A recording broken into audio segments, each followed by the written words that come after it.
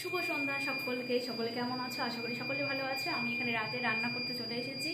আর এখন যে একটা ভ্লগ বানিয়ে তোমাদের কাছে পরে ভয়েস ওভার দিয়ে একটা সুন্দরভাবে উপস্থাপনা করব, সেই ফুরসতটুকু এক্ষুনি আমার হচ্ছে না। তো পরবর্তীকালে হবে নিশ্চয়ই, বুঝতেই পারছো, ছোটো মেয়ে নিয়ে একা সংসার ভীষণ চাপে। তো যাই হোক, যেটা দেখাবো সেটা হচ্ছে এই যে বাঁধাকপি কুটেছি, কালকে করব।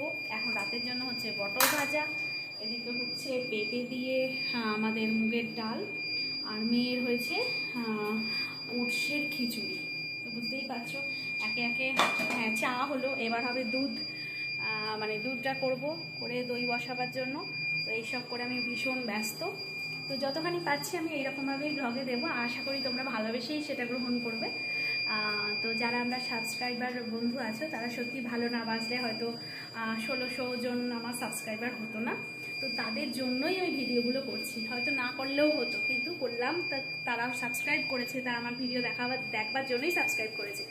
তো তাদের কথা ভেবে আমি ভিডিও করছি। তো এইটুকুনি করে আমি দিয়ে দেবো, তোমরা একটু ভালোবেসে গ্রহণ করে নিও। চলো টাটা।